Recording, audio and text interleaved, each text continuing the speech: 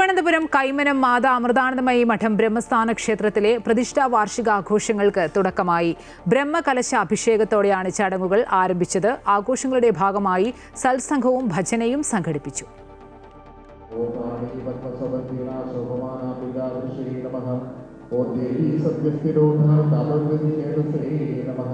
രാവിലെ 5 മണിക്ക് നടന്ന ബ്രഹ്മകലശ അഭിഷേകത്തോടെയാണ് തിരുവനന്തപുരം കൈമനം ബ്രഹ്മസ്ഥാന ക്ഷേത്രത്തിലെ പ്രതിഷ്ഠാവാർഷിക മഹോത്സവം ആരംഭിച്ചത്. മഹാഗണപതി ഹോമം, രാഹുദോഷ ശാന്തി പൂജ തുടങ്ങിയവ നടന്നു. മാതാ അമൃതാനന്ദമയി മഠം കോഴിക്കോട് മഠാധിപതി സ്വാമി വിവേകാമൃതാനന്ദപുരി അനുഗ്രഹ പ്രഭാഷണം നടത്തി.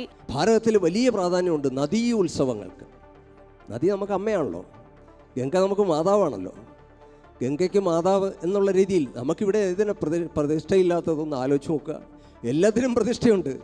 കാരണം ഇവിടെ ഈശ്വരനല്ലാതെ മറ്റൊന്നും തന്നെ ഇല്ല എന്ന് പ്രഖ്യാപിച്ച നാട് ഈ ഭാരതമാണ്. സൂര്യനെ നോക്കുമ്പോൾ സൂര്യനാരായണനാണ്. സൂര്യനെ നാരായണനായിട്ട്, ചന്ദ്രനെ നമ്മൾ ശിവൻ്റെ തലയിലിരിക്കുന്ന ചന്ദ്രചൂടനായിട്ട് നമ്മൾ ആരാധിക്കുന്നു. ചന്ദ്രക്കലയോടുകൂടി ആരാധിക്കുന്നു. ഇന്ദുചൂടനാണ് അവിടെ നമ്മൾ ആരാധിക്കുന്നു. ഗംഗയെ നമ്മൾ അവിടെയും ശിരസിലൂടെ ഒഴുകുന്ന ഇതെല്ലാം പ്രകൃതിയുമായിട്ടുള്ള ബന്ധമാണ്. ശിവൻ്റെ തലയിൽ കാണുന്ന എല്ലാം പ്രകൃതിയാണ്. അഗ്നി, ജലം, ഇതെല്ലാം നോക്കുക. പാമ്പ്, ഇതെല്ലാം നോക്കുക. പുലിത്തോല്, ഇതെല്ലാം പ്രകൃതിയുമായിട്ടുള്ള ബന്ധത്തെ കുറിക്കുന്ന പ്രതീകാത്മകമായ ചിഹ്നങ്ങളാണ്. സ്വാമി വിവേകാമൃതാനന്ദപുരിയുടെ നേതൃത്വത്തിൽ സംഘടിപ്പിച്ച ഭജൻ ഭക്തി നിർഭരമായി. ഗുരുവടി വാണവളേ അമൃതാനന്ദമയി തിരുവടി